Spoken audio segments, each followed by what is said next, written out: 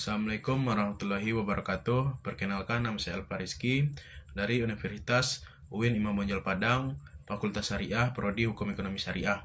Nah, pada video kali ini saya akan membahas topik itu perbedaan pendapat ulama terhadap asuransi syariah. Nah, dari pengertian asuransi syariah itu ialah perjanjian tolong-menolong antar peserta untuk menghadapi risiko tertentu dengan prinsip dasar itu tabaruk, hibah, ta'awun, tolong-menolong, dan pengelolaan dana secara wakalah atau mudharabah. Nah, tujuan utama asuransi syariah ialah memberikan jaminan dan perlindungan tanpa melanggar prinsip-prinsip Islam seperti riba, gharar, dan misir. Nah, di sini ada dua pendapat ulama mengenai asuransi syariah. Yang pertama itu pendapat ulama yang mengharamkan asuransi syariah. Dari beberapa ulama menolak keabsahan asuransi bahkan asuransi syariah dengan alasan bahwa akad dan sistem masih memiliki unsur yang dilarang dalam Islam. Yang pertama itu Syekh Muhammad Al-Ghazali. Nah, di sini itu menganggap asuransi syariah itu mengandung riba karena ada bunga saat pengembalian preminya. Nah, di sini juga ia menyerupakan bahwasanya asuransi itu mirip dengan judi atau lotre karena di sini ada keuntungan sepihak berdasarkan kemungkinan. Yang kedua itu Syekh Yusuf Al-Qaradawi. Di sini itu menilai bahwasanya asuransi konvensional bertentangan dengan keadilan dikarenakan premi hangus jika tidak terjadinya klaim. Itu menurutnya bahwasanya asuransi ini itu mengandung gharar, ketidakpastian. Nah, selanjutnya itu Dr. Muhammad Muslihuddin. Di sini itu mengatakan bahwa asuransi ini ialah kontrak perjudian. Ia juga menolak asuransi jiwa karena seperti mengganti kehendak Allah.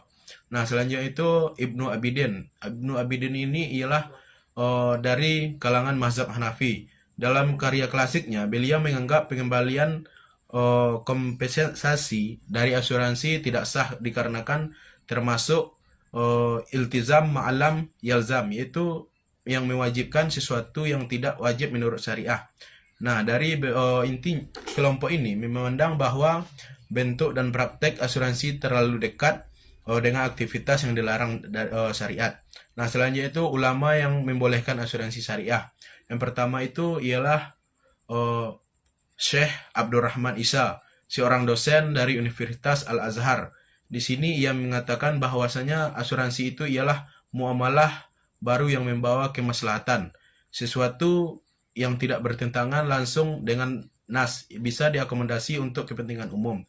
Selanjutnya itu pendapat ulama Prof. Dr. Yusuf Musa. Di sini ia menyamakan asuransi itu dengan koperasi.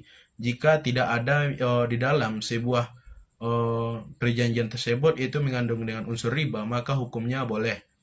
Dan Syekh Abdul Wahab Khalaf, ia menganggap asuransi itu sebagai bentuk akad mudharabah di mana peserta menyetor dana dan perusahaan mengelola dengan pembagian hasil.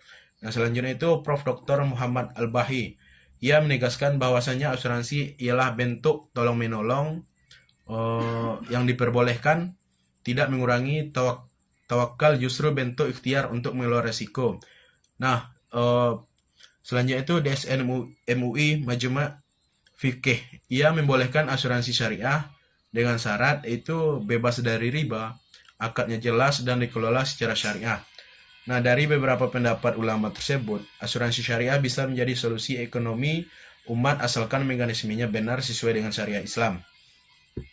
Nah, dari kesimpulan video saya ini itu asuransi syariah itu dibolehkan oleh mayoritas ulama kontemporer asalkan memenuhi syarat, yaitu menggunakan akad yang sah seperti tabaruk atau wakalah, bebas dari riba, gharar, dan misir. Perbedaan pendapat ini merupakan bagian dari dinamika fikih Islam. Assalamualaikum.